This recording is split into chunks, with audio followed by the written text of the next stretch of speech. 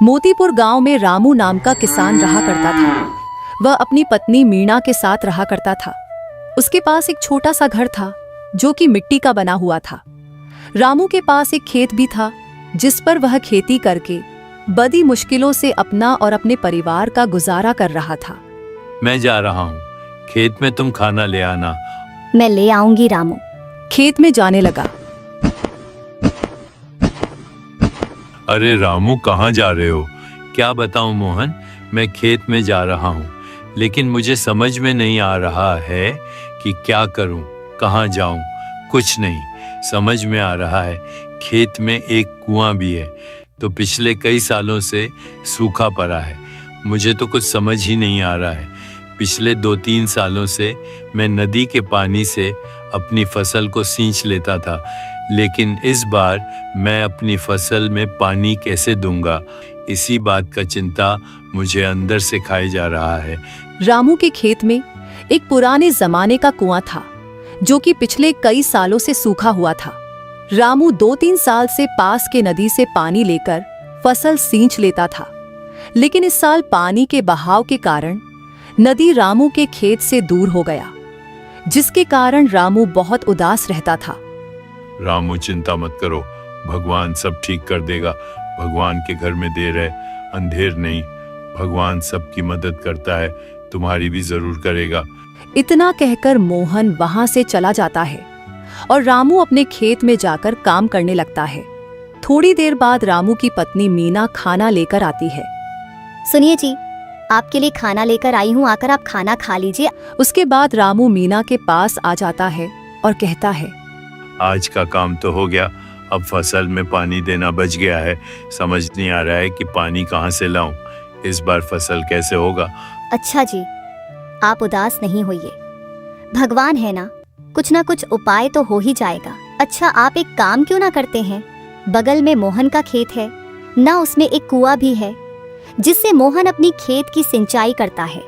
अगर आप मोहन से जाकर कहेंगे तो वह हमारी मदद जरूर करेंगे और इस साल फसल की सिंचाई करने के लिए पानी जरूर देंगे। तुम ठीक कह रही हो, मुझे जाकर मोहन से बात करनी चाहिए। मुझे पूरा भरोसा है तिसे कि वह ये हम मदद जरूर करेगा। मैं अभी जाकर पूछता हूँ। अभी कहाँ जा रहे हो? कल सुबह मोहन के घर जाकर बात कर लेना। अभी खाना खा लो, खाने का समय हो गया है। रामू ने मीना की बात को माना और खाना खाने लगा। खाना खाने के बाद रामू फिर से काम पर लग गया। काम करते करते शाम हो गया। अगले दिन रामू सुबह सुबह उठकर सबसे पहले मोहन के घर गया। अरे मोहन भाई, अरे ओ मोहन भाई, घर पर नहीं हो क्या? कौन है जो इतना सुबह सुबह आकर चिल्ला रहा है? अरे रामू, तुम यहाँ क्या कर रहे हो? कोई काम है क्या? मोहन भाई, मुझे ना आपसे कुछ बात करनी है। बोलो, क्या बात है? मोहन भाई, मुझे फसल की सिंचाई के लिए पानी की ज़रूरत है, और आप तो जानते हो इस बार मेरे पास कोई साधन नहीं जिससे मैं अपने फसल में पानी दे पाऊँ। इसलिए मुझे इस साल आप अपने कुआं से पानी लेने दो, नहीं तो मेरा सारा फसल खराब हो जाएगा। अगर आप इस साल मदद कर देंगे तो मैं अगले साल अपने खेत में एक नया कुआं बनवा लूँगा जिससे फसल की सिंचाई कर पाऊंगा। इतना सुनकर मोहन ने मन ही मन सोचने लगा, अरे वाह, मुझसे ही पानी लेकर मुझसे अच्छी खेती करना चाहता है। पिछले साल जब मेरे खेत में अच्छी फसल नहीं हुई थी तो मुझसे अच्छा फसल उगाया था और खूब पैसे कमाया था, लेकिन इस बार मुझसे अच्छी फसल नहीं कर पाएगा। मोहन भाई, क्या हुआ? कुछ बोलो तो आप पानी दोगे ना? अरे क्या बताऊं रामू, तो मेरा कुआं भी सूख रहा है, बहुत कम पानी देता है। अगर मैंने सारा पानी तुम्हें दे दिया तो मेरा क्या होगा? और रामू अपने घर उदास होकर चला गया। क्या हुआ जी, आप इतना उदास क्यों हो? मोहन ने पानी देने से मना कर दिया। आप परेशान नहीं होइए, भगवान है ना, कुछ ना कुछ उपाय तो जरूर निकलेगा। रामू अपने खेत में चला गया और मिट्टी को खोदने लगा।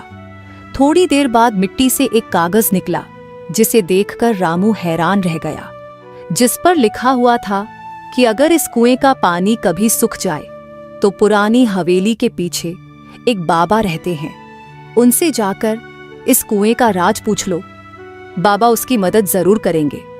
रामू ने इतना पढ़ और जल्दी से उस कागज को लेकर अपने घर आ गया। क्या हुआ जी? आप इतने परेशान क्यों हो? इतना घबरा क्यों रहे हो? आज आप समय से पहले की घर आ गए। सब ठीक तो है ना? रामू ने मीना को सारी बात बताई। मीना ने कहा, क्या पुराने हवेली के पीछे बाबा रहते हैं? तो आप एक काम करिए, जाइए और बाबा को सारी बात बताइए। बाबा जरूर हमारी मदद करेंगे। हाँ, जाता हूँ। यह सारी बात मोहन रामू के घर के बाहर खड़ा होकर सुन रहा था। अच्छा बाबा मदद करेंगे, और वह भी इनकी। मैं भी देखता हूँ कौन से बाबा इनकी मदद करते हैं। इस रामू से पहले मैं बाबा से जाकर उस जादुई पानी को हासिल कर लूँगा और अपने कुआं में डाल लूँगा, जिससे मेरी फसल रामू से अच्छी हो जाएगी। रामू से पहले बाबा के पास चला जाता है और बाबा को बोलता है, ओ बाबा, मुझे आपसे मदद चाहिए। मेरे खेत में एक कुआं है जो सूखा पड़ा है। जब मैंने उसे खोदा तो उसमें एक पेपर निकला जिस पर लिखा हुआ था कि आप मेरी मदद करेंगे, इसलिए मैं आपके पास आया हूँ। चलो अब मदद करो। मैं तो तुम्हें नहीं जानता, कौन सा खेत और कौन सा कुआं, क्या बोल रहे हो? मुझे समझ में ही नहीं आ रहा। अच्छा, अब नाटक मत करो, जल्दी से मेरी मदद कर दो। इस बार सूखा पड़ गया है, जिसके कारण मेरा कुआं भी सूख गया है। अरे तुम कौन हो? मैं नहीं जानता। मैं भी तो देखूं कौन सा पेपर है जिस पर मेरा नाम लिखा है। अगर तुम्हारे पास वह पेपर है तो लाओ, मैं तुम्हारी मदद जरूर करूंगा। वह पेपर तो मैं नहीं लाया, वह तो मैं घर पर ही भूल गया। रुको, मैं अभी घर जाकर लेकर आता, उसके बाद तुम्हें दिखाऊंगा कि कौन से पेपर है। मोहन वहां से अपने घर जाने लगा। जाते जाते मोहन ने सोचा कि अगर रामू इस बाबा तक उस पेपर को लेकर पहुंच गया तो रामू की फसल मुझसे अच्छी हो जाएगी। जो मैं देख नहीं सकता, इस रामू के बच्चे का कुछ तो करना पड़ेगा। क्यों ना उस पेपर को मैं रामू के घर से चुरा लूं। मोहन ने चलते चलते अपने मन में रामू के घर से पेपर चुराने का योजना बनाने लगा। इधर रामू ने देखा कि शाम ज्यादा हो गया है, तो उसने सोचा कल जा बाबा से मिलाऊंगा। कुछ देर बाद जब रात हो गया तो मोहन रामू के घर में चुपके से आया और उस पेपर को चुरा कर ले गया। कल सुबह जब रामू सोकर उठा तो उसने उस पेपर को बहुत ढूंढा, लेकिन वह पेपर रामू को नहीं मिला। रामू बिना पेपर के बाबा से मिलने के लिए हवेली के पीछे चला गया और बाबा को सारी बात बताई। बाबा ने रामू से भी पेपर मांगे, लेकिन रामू ने बाबा को सारी बात बताया। उसने बताया कि कैसे उसको पेपर मिला और किस तरह से उसका पेपर चोरी हो गया। उसके बाद बाबा ने रामू से कहा, कोई दुश्मन होगा जो नहीं चाहता है कि तुम्हारा फस अच्छा हो, इसलिए शायद उसने ही उस पेपर को चुरा लिया होगा। नहीं बाबा, मेरा कोई दुश्मन नहीं है। भला मुझ जैसे गरीब आदमी का दुश्मन कौन हो सकता है? देखो रामू, तुम मुझे एक ईमानदार और मेहनती किसान लगते हो, लेकिन मैं तुम्हारी कोई मदद नहीं कर सकता। अगर तुम्हारे पास वह पेपर होते तो शायद मैं तुम्हारी मदद कर पाता। रामू बाबा की बात सुनकर उदास होगा और अपने घर चला आया। उसने आकर सारी बात अपनी पत्नी मीना को बताया। कोई बात नहीं जी, आप हिम्मत नहीं हारिए, कोई ना कोई उपाय तो जरूर मिल जाएगा। भगवान है ना, भगवान सब देखता है। आप बस अपनी फसल पर ध्यान दीजिए, सब ठीक हो जाएगा। लेकिन कैसे? अगर कल तक खेत में पानी नहीं दिया तो सारी फसल खराब हो जाएगा। मुझे समझ में नहीं आ रहा है, क्या करूं? एक रास्ता मिला भी था, वो भी अब बंद हो गया। मेरा तो नसीब ही खराब है। अच्छा जी, अब दुखी मत हो, आप खेत में चलो, मैं खाना लेकर आती हूँ। मीना ने रामू को बहुत समझाया और उसे खेत में काम के लिए भेज दिया। रामू खेत में चला गया और काम करने लगा। थोड़ी देर काम करने के बाद रामू ने मोहन को देखा कि वह अपने खेत में खड़ा होकर कुआं में कुछ डाल रहा था। रामू मोहन के पास गया और मोहन से पूछा, अरे मोहन, तुम अपने कुआं में क्या डाल रहे हो? मोहन ने रामू से कहा, रामू कुछ नहीं, कुछ भी नहीं डाल रहा हूँ। वो कुआं बहुत गंदा हो गया है, इसलिए कुआं की साफ सफाई कर रहा हूँ। तुम बताओ, तुम यहाँ क्या कर रहे हो? मैं तो अपने खेत में काम कर रहा था, तो तुम्हें देखा कि तुम अपने कुएं में कुछ डाल रहे हो, इसीलिए चला आया। और सोचने लगा। अब तुम्हें कैसे बताऊं कि मैं ही तुम्हारे घर से पेपर को चोरी करके बाबा से जादुई पानी लाकर कुएं में डाल रहा हूं, जिससे इस बार मेरी फसल खूब अच्छी होगी। अरे क्या हुआ मोहन, क्या सोचने लगे? कुछ नहीं, तुम जाओ अपने खेत में अपना काम करो। रामू वहां से चला आया और आकर अपने खेत में काम करने लगा। काम करते करते शाम हो गया और रामू अपने घर चला गया। अगले दिन रामू उदास होकर उठा और सोचा, क्यों ना आज आखिरी बार अपने कुआं में से पानी निकालने की कोशिश किया जाए, शायद पानी आ जाए। रामू चुपचाप अपने खेत में चल गया और जाकर कुआं को देखने लगा। उसने देखा कि जो कुआं कल तक सूखा पड़ा हुआ था, आज वह कुआं पानी से पूरा भरा हुआ है। ये क्या है? नहीं, ऐसा नहीं हो सकता है, कहीं मैं सपना तो नहीं देख रहा ना। रामू को विश्वास ही नहीं हो रहा था कि उसके सूखे हुए कुएं के अंदर फिर से पानी भरा हुआ है। रामू जल्दी से द्वार कर अपने घर भागा और जाकर सारी बात अपनी पत्नी मीना को बताया। फिर रामू और मीना दोनों खेत में जल्दी से जाते हैं। मीना ने भी देखा कि जो कुआं कल तक सूखा पड़ा था, वह आज सच में पूरा पानी से भरा हुआ है। उतने ही देर में उधर से मोहन दौड़ते दौड़ते आया और बोला, अरे रामू देखो, मेरे कुआं में क्या हो गया है, पता नहीं किसकी नजर लग गई है, सारा पानी सूख गया है। कल तक तो कुआं में पानी भरा हुआ था। मोहन आकर रामू को सारी बात बता रहा था। बात करते करते मोहन की नजर कुआं पर चला गया। रामू, तुम्हारा कुआं तो सूखा हुआ था ना, फिर इसमें पानी कैसे आ गया?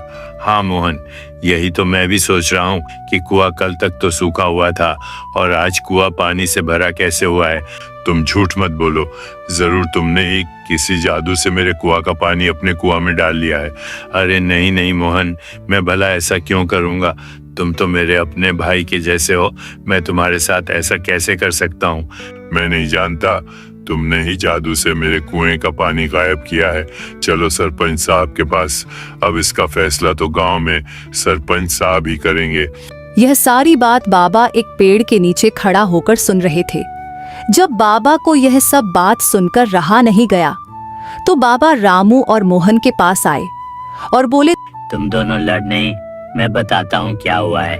आप तो वही बाबा है ना जो उस दिन हवेली के पीछे वाले मंदिर में थे?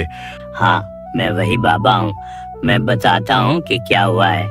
मैंने ही रामू तुम्हारे कुएं में जादू से पानी डाला है। लेकिन आपने तो उस दिन मदद करने से माना कर दिया था। हाँ, मैंने माना कर दिया था, लेकिन जब तुम अपने घर उदास होकर वापस आ गए तो मुझे शक हुआ कि तुम शायद सच बोल रहे हो। इसी का पता लगाने के लिए मैं तुम्हारे पीछे तुम्हारे गांव आया। बाबा ने रामू को पूरी बात बताई कि कैसे मोहन ने उसके पेपर चोरी करके बाबा के पास गया था और फिर बाबा ने उसे जादुई पानी दिया और उसने अपने कुएं में डाला, जिसके कारण उसके कुएं का पानी सूख गया। फिर बाबा ने कहा, मोहन, तुम्हारे कुएं का पानी रामू ने नहीं बल्कि मैंने गायब किया है, क्योंकि तुम एक लालची आदमी हो और लालच ने ही तुझे बर्बाद किया है। मोहन ने इतना सुना और बाबा से माफी मांगने लगा। मोहन ने बाबा से वादा किया कि अब वह कभी भी लालच नहीं करेगा और किसी के बारे में बुरा नहीं सोचेगा। उसके बाद बाबा ने मोहन को कुएं का पानी लौटा दिया और कहा, मोहन, इस बार तो मैं तुम्हें माफ कर देता हूँ, लेकिन अगली बार माफी नहीं मिलेगा। इसके लिए बिना किसी लालच के काम करो तो तुम्हारी भी फसल रामू की तरह अच्छे होंगे।